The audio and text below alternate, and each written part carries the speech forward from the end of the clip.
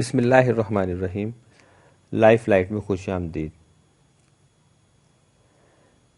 اس video میں ہم دنیا میں انسان پر آنے والی سختیوں اور تکالیف پر بات کریں گے، اور اس کے ساتھ ساتھ آپ سے یہ بھی بتائیں گے کہ مصیبت میں کس سے مدد طلب کرنی چاہیے اور پرانی مصیبت یاد آنے پر کیا کرنا چاہیے۔ مصیبت و پریشانی کے وقت بندے کو یہ سوچنا چاہیے کہ دنیا کی تکلیف آخرت کی راحت ہے اور دنیا کے مزے آخرت کی تکلیف ہے، لہٰذا بندے کو تھوڑی و فانی تکلیف کے عوض ہمیشہ کی راحت و عیش کا طالب ہونا چاہیے۔ رسول اللہ صلی اللہ علیہ وآلہ وسلم کا ارشاد گرامی ہے کہ جنت مشکلات میں گھری ہوئی ہے اور جہنم خواہشات میں، اور ایک اور حدیث پاک میں ہے کہ قیامت کے دن ایک جہنمی لایا جائے گا جس نے دنیا میں بڑے عیش و عشرت کی زندگی گزاری ہوگی۔ اسے جہنم میں ایک غوطہ دے کر پوچھا جائے گا، اے ابن آدم، تو نے کبھی کوئی اچھائی بھی دیکھی ہے؟ کبھی تو خوشحالی میں بھی رہا ہے؟ وہ کہے گا، اے پروردگار، اللہ کی قسم کبھی نہیں۔ پھر ایک جنتی لایا جائے گا جس نے دنیا میں انتہائی تنگی ترشی کی زندگی گزاری ہوگی۔ اسے جنت کی ایک سیر کرا کے پوچھا جائے گا، اے ابن آدم، تو نے کبھی تنگی بھی دیکھی ہے؟ کیا تو کبھی سختی میں بھی رہا ہے؟ وہ کہے گا، اے پروردگار، اللہ کی قسم کبھی نہیں۔ وہب بن منبع رحمۃ اللہ علیہ کہتے ہیں، حضرت عیسیٰ ابن مریم علیہ السلام فرمایا کرتے تھے، تم میں سے جسے دنیا سے زیادہ محبت ہے وہی مصیبت کے وقت زیادہ جزا فضا کرتا ہے۔ لائف لائٹ ویورز، جب بھی کوئی پریشانی آئے تو اللہ تعالیٰ ہی کی طرف توجہ ہو، اسی سے مدد طلب کرے، نماز پڑھے اور صبر سے کام لے، اللہ تعالیٰ بہتری فرمائیں گے۔ اللہ تعالیٰ کا ارشاد ہے سورہ بقرہ آیت نمبر 153 میں، ترجمہ، اے ایمان والو، صبر و نماز سے مدد حاصل کرو، بے شک اللہ تعالیٰ صبر کرنے والوں کے ساتھ ہے۔ حضرت انس رضی اللہ تعالی عنہ نے فرمایا، کیا میں تم سے ایک ایسی حدیث بیان نہ کروں جو میرے علاوہ کوئی اور بیان نہیں کرے گا؟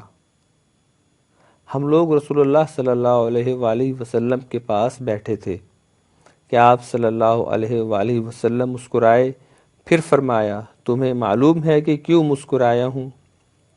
صحابہ کرام رضوان اللہ علیہم اجمعین نے عرض کیا، اللہ تعالیٰ اور اللہ تعالیٰ کے رسول صلی اللہ علیہ وآلہ وسلم ہی بہتر جانتے ہیں۔ آپ صلی اللہ علیہ وآلہ وسلم نے ارشاد فرمایا کہ مجھے مومن پر تعجب ہوا، اللہ تعالیٰ اس کے لیے جو بھی فیصلہ فرماتے ہیں اس میں اس کے لیے خیر ہی ہوتی ہے۔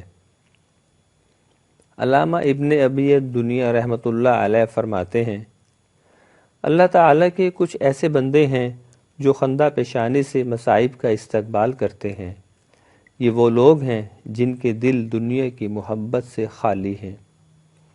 وہب بن منبع رحمۃ اللہ علیہ فرماتے ہیں، میں نے زبور میں لکھا ہوا پایا کہ اللہ تعالیٰ نے فرمایا، اے داؤد، تمہیں معلوم ہے کہ پل صراط پر سب سے زیادہ تیزی کے ساتھ گزرنے والا کون ہوگا؟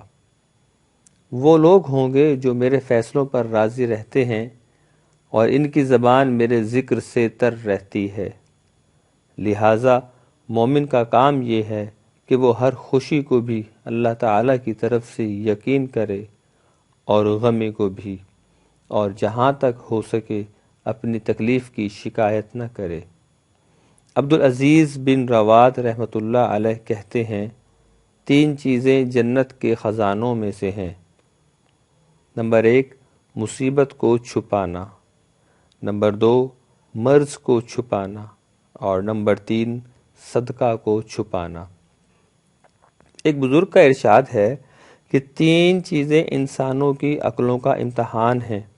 نمبر 1 مال کی کثرت، نمبر 2 مصیبت، اور نمبر 3 اقتدار۔ عبداللہ بن محمد ہروی رحمۃ اللہ علیہ فرماتے ہیں، یہ بات نیکی کا جوہر ہے کہ آدمی مصیبت کو اس طرح چھپا جائے کہ کبھی اس پر آئی ہی نہ تھی۔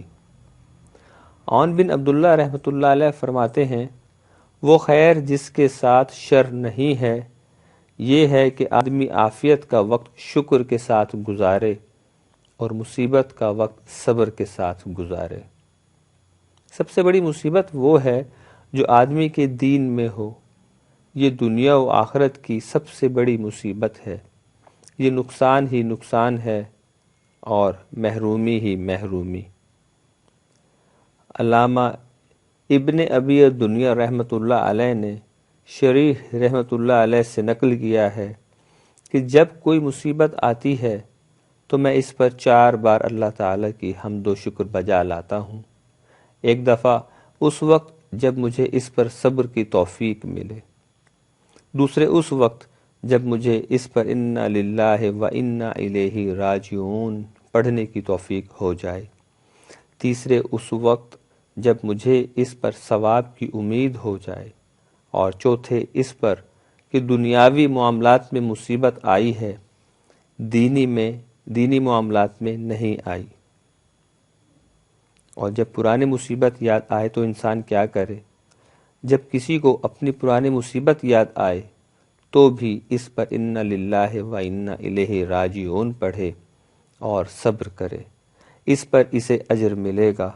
جب اور جتنی بار یاد آنے پر وہ ایسا کرے گا، ہر بار اجر ملے گا۔